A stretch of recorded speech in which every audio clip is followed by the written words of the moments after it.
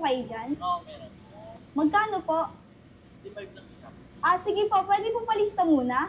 Ay siya, walang pulpi dito, bawal utang. Sakto kuya, may dala akong ballpen. Para sa'yo talaga yan. Sabi nila, malagay daw sa tahimik ang buhay pag nag-aasawa ka. Sino naman nagsabi niyan? Mga magulang ko, tsaka yung mga magulang mo. Naniwala ka naman. Ano? Paano malagay sa tahimik? Pag may anak ka na, maingay. Ano ba? Tagal na pagkakaduyan mo dyan. Nasaan yung babae mo? Ano ba yung sinasabi mo? Sinabi niya din may kasama kang babae. May nakita ka babae dito? Nakapayo nga daw. May nakita ka nga, wala naman na. Dito pa talaga kayo sa sagingan, ha? Ano sinasabi mo? Ano nyo dito pa kayo sa sagingan? Di na kayo nahiya. Ginawa nyo pang motel tong sagingan na to. Bobby, di ba dati nag-singing lesson ka? Oo. Saan? Diyan sa may tagi. Uy, tangina, kailangan ko iwasan yun. Puta! Kaya nga, tinanong kung saan. Galing-galing ko kumanta. Ay, ang grabe naman yung daan dito sa Hagonoy, ang lapad. Ayun, lapad, kaso wala nang dumadaan. Bakit, miss? Ayun, nasa comment section yun. Sige. Sabi ko sa'yo, huwag ka ng maaga, magdala ka ng pagkain ng mga bata. Bakit sumama ka sa mga barkada? Inom ka ng inom, wala ka nang magawa sa buhay. Bakit kaya lagi ang daming parating ni Re? Nang alam ko na may Re walang puhunan eh. Kuya, bakit ang dami mo laging parating? Ikaw naman ay walang pera.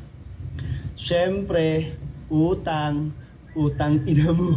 Bigyan natin si Idol nito, mabili niya to lahat, no? Okay. So yun mga idol, may lumapit sa atin kasi nabaril nga daw siya at hindi tayo ng dalawang isip na tulungan siya mga idol. At salamat mga idol, may natulungan na naman tayo.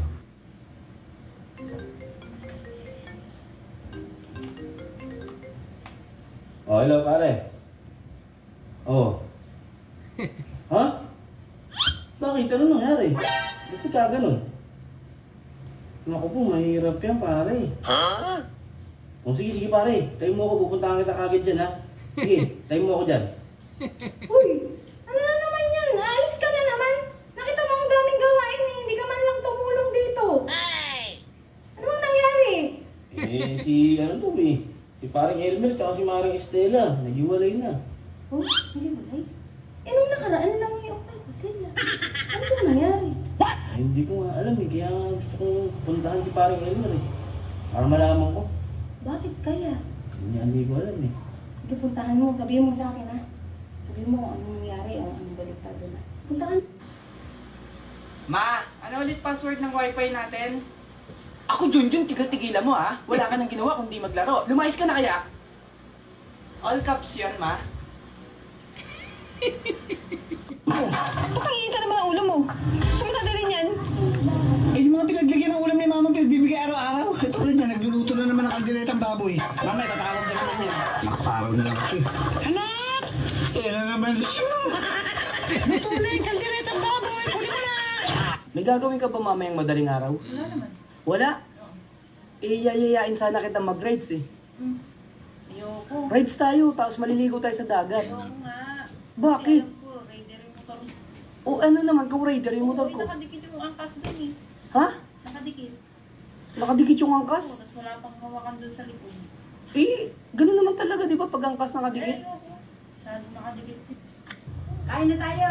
Mamaya na. Kain na tayo! Sige, mamaya na nga ako eh. Sabi ka, kain na! Kain ka ba hindi? Kakain nga, pero mamaya na. Hindi ka man marunong maghugas ang kinainan mo. Chani, Yes, te. Ano yun? bakit naman 1,000 lang binigay mo na cash out sa anak ko? Ay, di 1,000 lang naman na send. Anong 1,000? 1,030 yun. Tingin. Ay, naka-Gcash Protect ka. Ito, tingnan mo. O, di ba? 1,000. Ay, oo nga, nakalimutan ko i-off. Pasensya na. Okay. Asan ka na ba? Dito sa bahay, bakit? Sawahin mo na ako. Parang awa mo na. Ayaw ko nga, maghanap ka na lang ng iba. Hoy, may utanglad! Kasi ko lang da. Tangalan.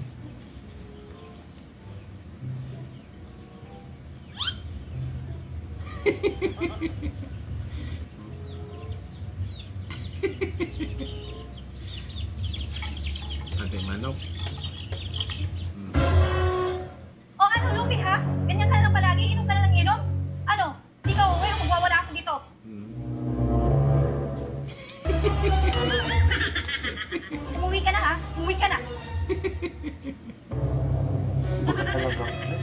Gumanon ka lang?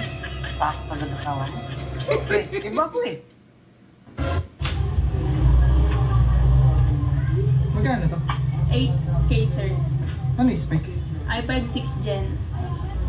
Ah, sige, balik ako. Hindi ka na babalik, sir eh. Babalik ako. Hindi ka na babalik. Babalik ako, hindi ko lang alam kung kailan. Lin, taga lang. Lin, wait lang. Bakit? Para sa 500, magbigay ka ng 4 na iba't ibang uri ng anyong lupa. Ang dali naman ang tinatanong mo. Anong tingin mo sa akin? Di nag-grade.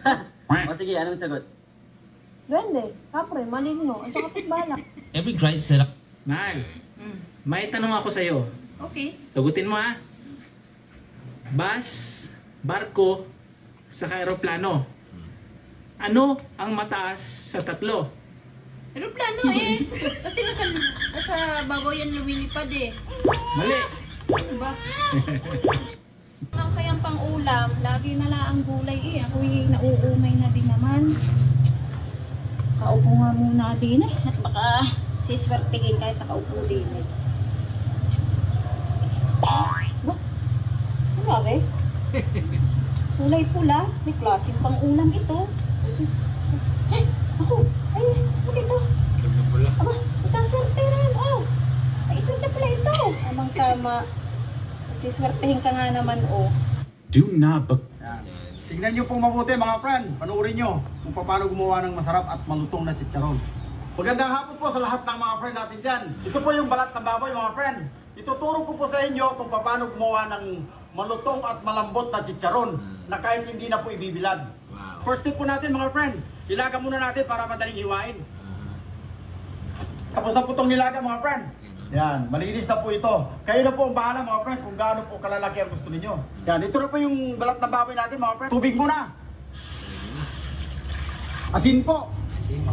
Kumulo na po, lagyan na po natin yung balat. Hintayin nyo po hanggang lumambot po yung balat ng baboy mga friend. Yung tamang-tama lang po Yan, halu-haluin lang natin mga friend para mapantay po. Tubig yan. Kunti na lang po yung tubig mga friend. Lagyan po natin ng mantika para hindi po siya dumikit. Sarap yan. Ayan na. Babad po natin sa sariling mantika niya mga friend. Ito po yung pinagbabaraw natin mga friend. Ito yung gagamitin natin na mantika. Lunod po natin. Ay, ganun. Grabe pa sa ko kanina, foreigner. Nag-book siya sa akin papuntang Terminal 3. Nasa 500 pesos yung pamasahe. Ngayon, ang nangyari, pagdating ko doon sa pick-up location, hindi ko akalain na sobrang dami niya palang dala. Mga maleta, bibigat. No choice ako kasi yung pamasahe niya malaki. Sayang din naman kung ika-cancel ko.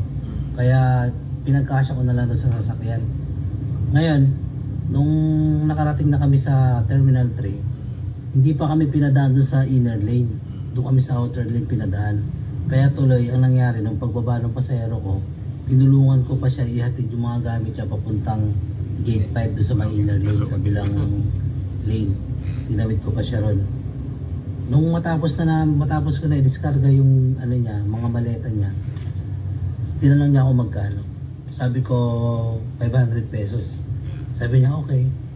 Pagbunot niya nakakatuwa, ginawa niya 1,500. Wow. Uy, Mari! Nagagawin ka ba mamaya? Wala. Papasama sana ako sa bahay eh. Wala kasi akong kasama eh. Umalis yung asawa ko eh. Ayoko. Ano na naman gagawin mo sa akin? Ha?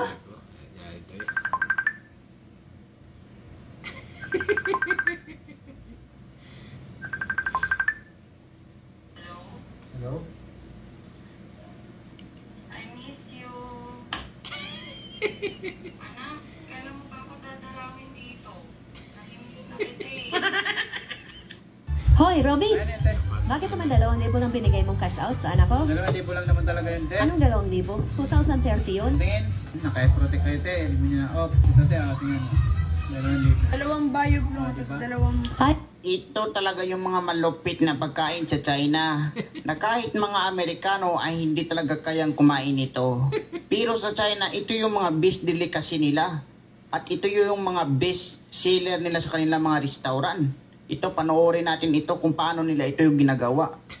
Kumukuha sila dito ng balat ng mga punong kahoy. Ang punong kahoy na ito ay tinatawag siya na akasya. At marami pa talagang proseso para magawa ito na pagkain yung balat ng punong kahoy. Tignan mo yung ginagawa ni Kuya, hinimay-himay pa siya. Bali yung kinukuha niya dito, yung malambot lang siya na parte sa balat ng punong kahoy na ito. Tapos pag pinagpinuputol-putol niya na, saka ilagay sa kanilang galingan. Tignan mo yung mga galingan nila sa China, mga idol, talagang makaluma pa siya. Hindi pa talaga siya high-tech. Manumano pa siya. Pagkatapos nito, mapudpud siya na parang pulburon. Nilalagyan naman nila ito ng mga pampalasa. Katulad ng harina, mga food coloring at saka iba pang lamas na pampalasa. Saka nilagyan siya ng tubig, saka ito minamasa na parang nagmamasa ka lang ito ng pandesal or mga pandimunay. Tignan nyo mga idol, oh. Ang lupit talaga ng idea nila. Ano ba pangalan nyo? Ako po si Jo. Single or taken? Taken po. Ilan taon na si Jo? 22. Taga saan? Taga Mindoro. Sabi ng mga barkada mo, sabi nila matalino ka daw. Yes po. Kung ang aso ay dog, ang pusa ay cat, ano naman ang sagot? Answer. Panoorin po ninyo ito mga idol. Sobrang sweet na magjowa. Tapos si Kuya sumasakay sa motor. Biglang nagalit si ate at tinatapon niya ang bulaklak. Grabe naman. Ang hindi alam ni ate, yung motor itinabi niya kasi nakaharang sa sasakyan ni Kuya. At pumasok si Kuya sa kanyang sasakyan at si ate nakita. Nagmakaawa na. Panoorin. Hindi makapaniwala ang embalsamador na si Juan sa laki ng kargada ng lalaking nakatakdang ike-cremate niya. Sa mangha, pinutol niya yung kargada para ipakita niya ito sa asawang si Bebang. Laking gulat naman ni Bebang nung nakita niya ito. Diyos ko po, wala na si Pebet. Hindi Si tatay ay nanghuli ng isda mula sa ilog at inilalagay ang lahat ng mga ito sa kawali upang iprito. Pagkatapos, sa halip na kainin ang mga isda, binuhusan niya ang mga ito ng tubig. At makalipas ang ilang sandali, naghiwa siya ng pipino at naglagay ng maraming iba pang gulay sa kawali. Pagkatapos lutuin ang pagkain, inilalagay niya ang lahat ng pagkain sa isang timba. Pagkatapos, tinatawag niya ang kanyang mga baboy at inihahain ang pagkain sa kanila. Bumababa ang mga presyo ng tiket ng Canada papuntang Manila ngayong buwan. Ay click ang buton sa ibaba at hanapin ang mga kasalukuyang presyo ng tiket. Boss, pabiling Coke mismo. Coke mismo. Ay, isa na rin Paris overdose nuts.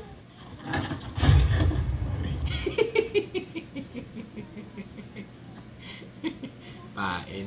Boss, ito yung mga pinyang hindi binuhusan ng pampabunga. Ayan meron siyang salo or sleep, binhi.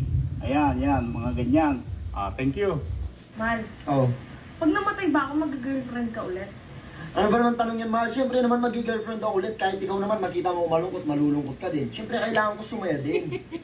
Ito yung mga damit at brang binibili mo sa akin ngayon, bibilhan mo din siya ng mga ganon. Hindi Ismulong ka lang, iba yung size nun eh. Boy. Ilan mo boy, 2 piraso boy. 2 piraso. Malalaki yung kahit mga tag 5 kilo, 4 na kilo. Mga 2 piraso. Okay, 2 lang. Yan boy. Ulam aso boy. Kabe, bakit di mo binigyan ng anak ko ng sako? Pinapamigay lang yan, di ba? Libre lang yan. May sabi sa'yo pamigay ang sako.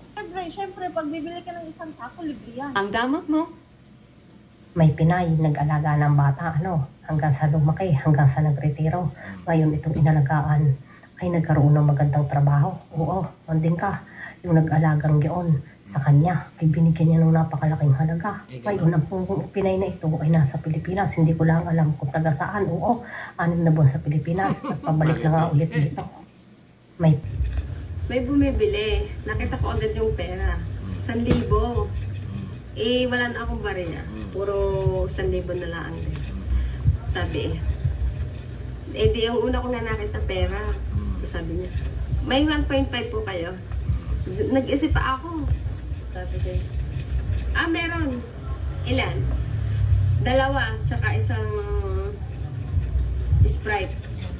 2 Coke na 1.5 at saka isang Sprite na 1.5 din. Ate. Munti ko na sabihin kung walang bariya.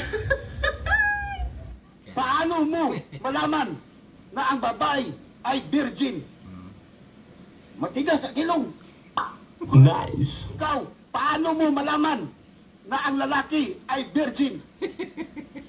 Laging matigas ang ulo. Madam, babili ng kahoy, 3. Kahoy? Ay na. Wala akong kahoy ba? Naubusan. Diyan ka na sa kabila magbili. Meron diyang kahoy. Hindi ka magagalit? Ba't ka magalit?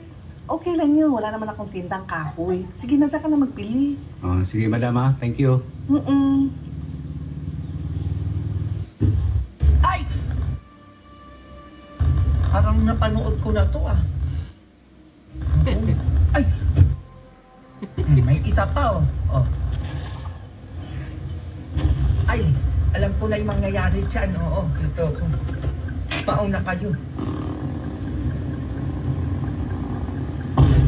Mga idol, paano magluto ng itlog mga idol? Meron na siyang mantika mga idol. Tapos kumuha siya ng kawali. Nilalagay niya yung mantika, itlog doon. Tapos ilalagay niya yung kawali para walang mantika. Nilagyan niya ng dahon ng sibuyas. Ayos din oh. Ay, ibubuhos mo pala. Kani mga idol mo ni daghan kay diri. Agpuyo na sila sa abaka, dahon sa abaka. Diya pangisip-sip sa punuan. Tubong pa ni kay. Lingaw ba?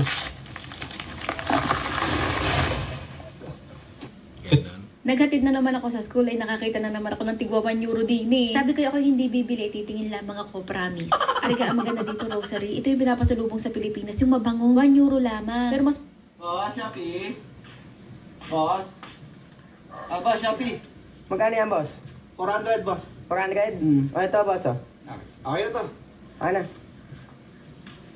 Oh, wait lang. Yung sukli ko. Ang bilis na wala ni Kuya Shopee.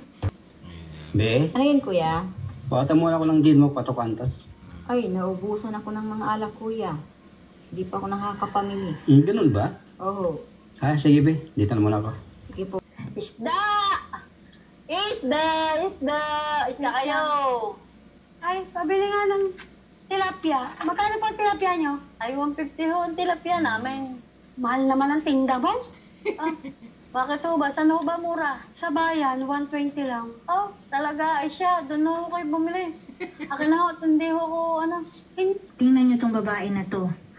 Inisip kung sino pipiliin niya. Siyempre, pinili yung mayaman na lalaki. Laki ng kwintas, oh. Pero itong babae, ang pinili yung mahirap. Bakit kaya? Yung mahirap ang pinili mo, ate. Kasi in love ka na dyan. Kahit mahirap lang siya, tanggap mo siya. Alam niyo ba kung saan kinakabahan ng mga elektrisyan? Kapag inutusan ka ng iyong engineer na magbuhos. Hindi ako sigurado kung ano bagaring isdang nabili ko, kung tulingan, gulyasan o tambakol o kung ano paman. Basta ang alam ko ay kung sa Ingles ay pare-pareho silang tuna. Matagal na panahon na ako natatakam din kaso nga ngayon ko naulutan. Ipiperito ko sa pinaglahok na butter at mantika. Tignan mo ga naman na rin kung gaano kasariwa. Ihahap ko lang, hindi gaanong tusta. Lutong steak nga kumbaga. Lemon butter garlic tuna na pang malakasan. Pasensya ka na kung mahaba ang pangalan. Okay na sa alright ang gana ring itsura. Hahanguin ko muna para makagawa na rin ako ng sarsa. Oh, paano? Papasok na ako. Ikaw nang bahala sa bahay.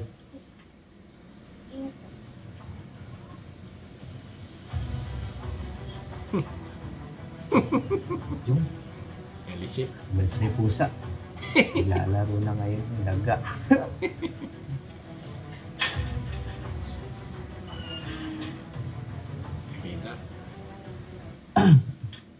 Alright mga kaibigan, puputulin ko na at sobrang haba na. Hanggang dito na lang at subscribe my channel. Don't forget, comment, bye, thank you.